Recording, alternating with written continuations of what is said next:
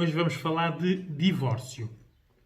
É uma área que me é muito querida porque é uma das situações onde nós conseguimos mudar as pessoas mais rapidamente.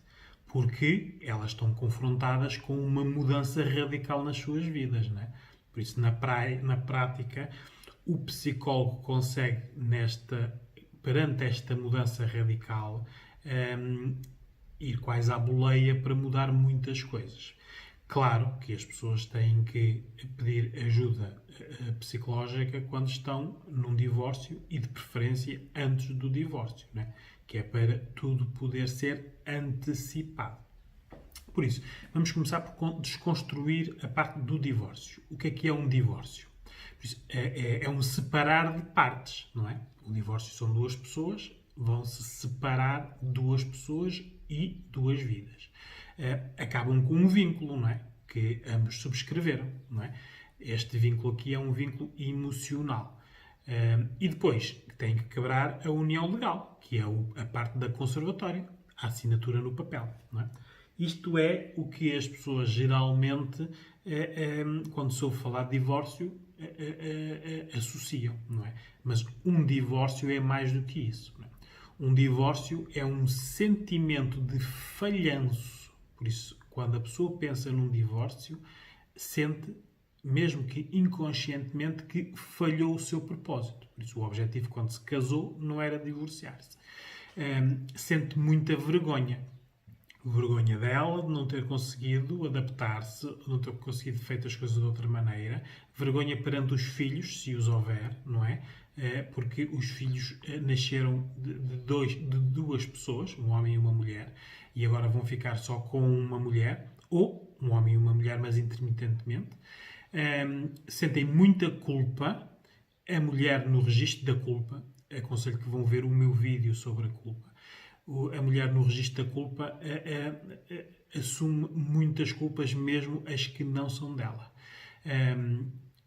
Tem sempre uma sensação de impotência. Então, quando existem casas com empréstimos, carros com empréstimos, empresas que têm empréstimos, tudo o que é feito em comum, a pessoa sente muita impotência, porque nada funciona, nada é rápido e muitas situações não são resolúveis. Os próprios bancos dizem não. Por isso, as pessoas divorciaram-se e vão continuar unidas pelas dívidas. E há um sentimento de desespero, não é? Porque há muita mudança ao mesmo tempo. Muita mudança num período curto de tempo. Por isso é que o pedido de ajuda especializada é bom no sentido de antecipar todos estes processos de maneira a pressão não ser a que nos faz tomar mais decisões. Existem muitas relações que as pessoas já estão separadas há muito tempo, não é? Só estão casadas, não é? Mas funcionalmente, no seu dia-a-dia, as pessoas já não gostam uma da outra. Simplesmente estão juntas por necessidade, comodismo, preguiça ou por falta de coragem, não é? Tem que haver prioridades, não é? Aqui no consultório nós temos uma equipa multidisciplinar, que é na prática o psicólogo, sou eu, que faço a parte da gestão emocional e do contexto, porque a pessoa nunca se divorciou, por isso tem que ter um contexto. E depois temos também aqui a parte jurídica, que está sempre em sintonia com a parte do psicólogo, porque muitas decisões que têm que ser tomadas jurídicas, né? A pessoa tem que se preparar para elas. Preparar para a decisão e para o pós-decisão, não é? Porque há muitas consequências que a pessoa não se apercebe. É sobre isso que nós vamos falar hoje. Por isso, há muitas prioridades. Por isso, a prioridade é a conservatória, o divórcio, não é? A parte do papel. Depois, as partilhas dos bens, se os houverem, casas, carros, empresas, que têm que ser tratados com os bancos, e tem que ser tratado nas conservatórias. Depois temos os filhos, que é no Tribunal de Menores. Depois temos que tratar também dos seguros, porque até agora havia tudo a dois, tudo isto tem que ser reformulado para um. Por isso, um divórcio, nós fazemos uma romaria pelas capelinhas todas, que nós, quando nos casámos, fizemos, mas foi com tempo, e agora vamos fazer com pressão. Temos que também ver se há poupanças, elas têm que ser tratadas, nas casas divididas ou não. As contas bancárias, é muito importante que os nomes sejam separados. Se houverem empresas, isso é importantíssimo, ficar definidas as cotas, quem tem que ressarcir quem, como é que funciona o pós-divórcio. Os animais de estimação, cada vez é mais importante esta decisão e que é uma decisão muito emocional, quase ao nível da partilha dos filhos. E os projetos. Há pessoas que tinham projetos, que estavam envolvidos em projetos, eles, e agora passa a estar duas pessoas que não estão juntas. Temos que reavaliar se é para continuar nesses projetos ou não. Tudo tem a ver com o tipo de divórcio. Se é um divórcio amigável, se é um divórcio litigioso que passa para amigável, se é um divórcio litigioso, ou se é um litigioso crónico, né? Porque há estes 4 cenários. O amigável é a melhor parte, é quando as pessoas chegam à conclusão que não estão bem juntas, então separam-se. Existe a culpa, existem as inseguranças, existe o acusar, mas está tudo resolvido, foi tudo falado. Geralmente são pessoas que são independentes, por isso fizeram uma avaliação e é melhor estarem separados. Depois há o litigioso amigável, que muitas vezes pode começar pelo litigioso e passa para o amigável. Isto às vezes é para tomar algumas posições. Algumas mulheres têm que começar pelo divórcio litigioso para o homem saber que elas estão a falar a sério e a tomar uma decisão. Porque muitas vezes temos casos de casais que passam anos a falar do divórcio. Nunca se divorciam. É como a história do lobo, né? Lá vem o lobo e o lobo nunca vem. Até que um dia o lobo vem. Por isso, às vezes tem que se começar pelo litigioso para a outra parte saber. É uma decisão. E depois, quando se sentam, chegam à conclusão que não vale a pena o litigioso, passam para amigável. Depois há o litigioso, né? As duas partes não se entendem. É tudo dirimido pelos advogados. E há o litigioso crónico, que é quando as pessoas empatam e se fazem a sabotagem do divórcio. Nos bens, nos filhos, e isto pode-se arrastar uma vida inteira, não é? Isto é muito importante para nós sabermos como lidar com. As razões do divórcio também são muito importantes, não é? Se houve infidelidade ou não, de quem? Do homem e da mulher. Maus tratos, né? E aqui os maus tratos incluem tudo. Os físicos, os emocionais, os sexuais,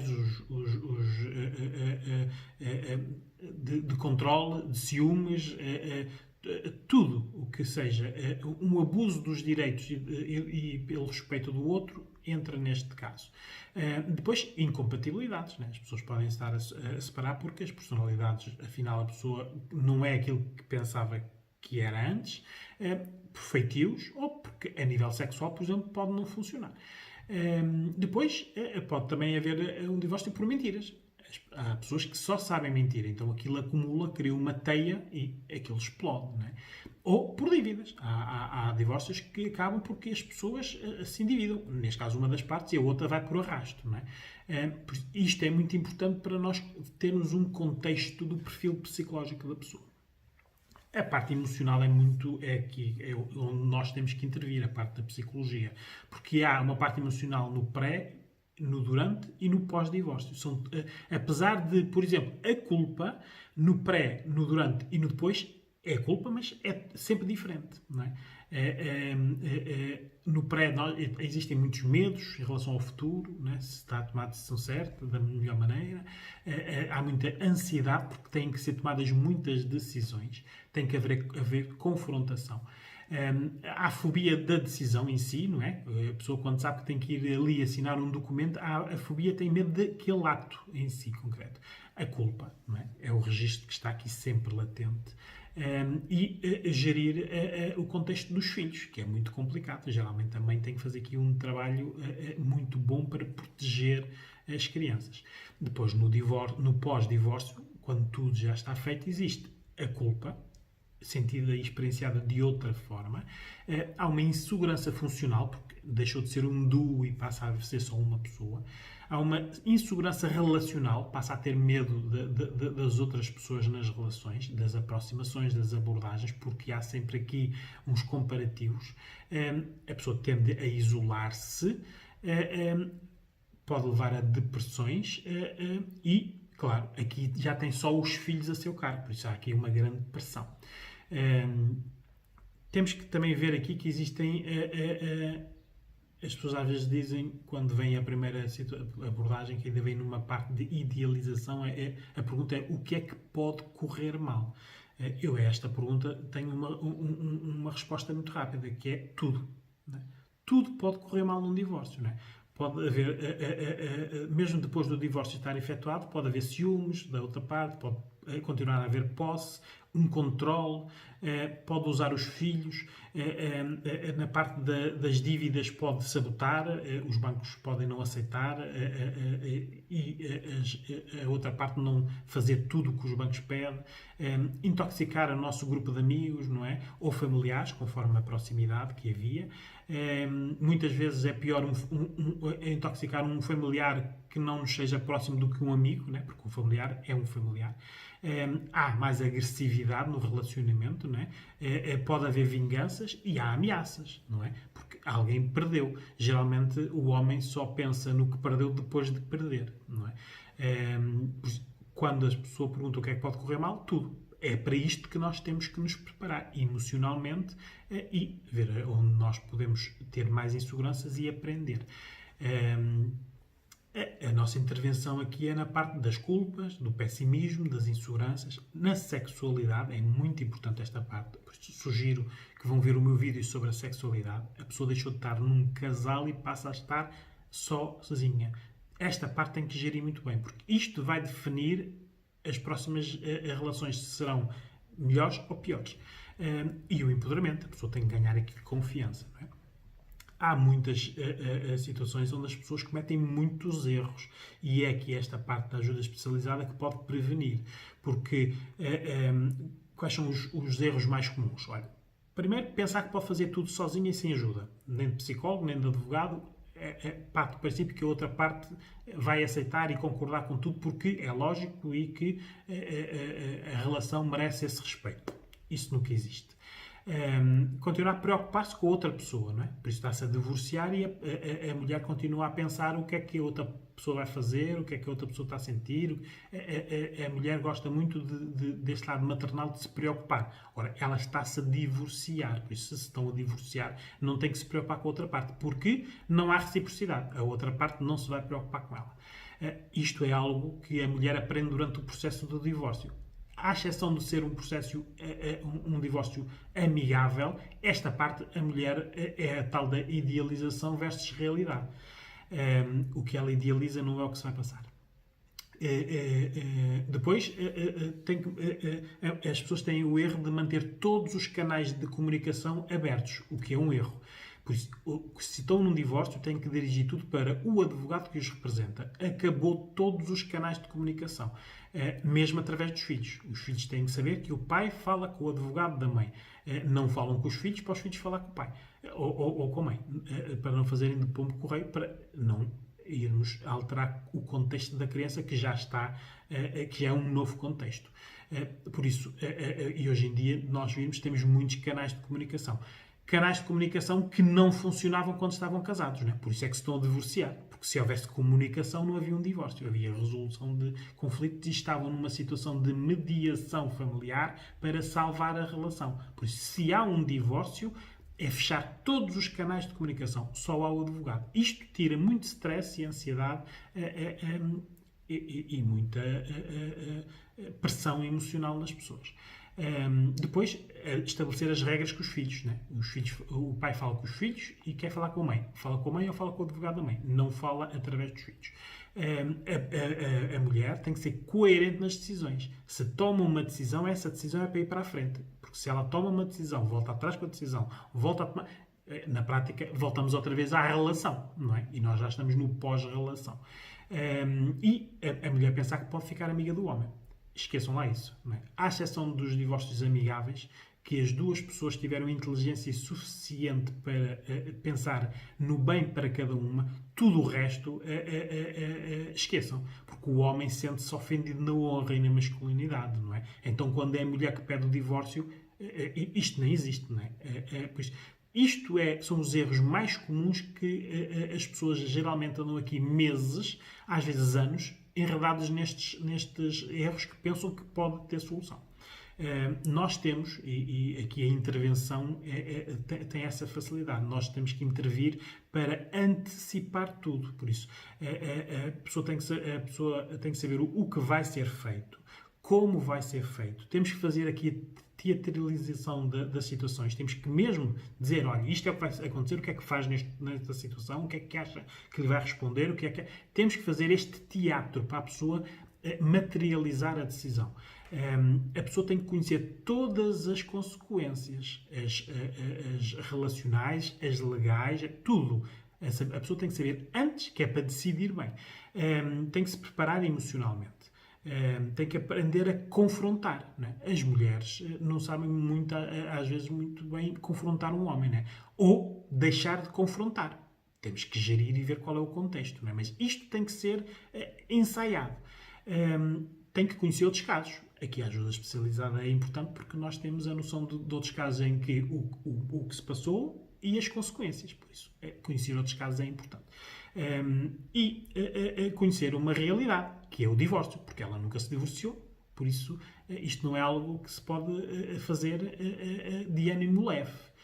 Isto são decisões muito complicadas que vão alterar toda a sua vida. Por isso, temos que, através da ajuda especializada, e cada vez mais acontece isso, as mulheres preferem ter esta ajuda antes, para quando chegarem à decisão, saberem primeiro que a decisão é o que querem e saberem como vão gerir a decisão. Porque senão acontece o que acontece na maior parte dos casos em que não há ajuda especializada, não é?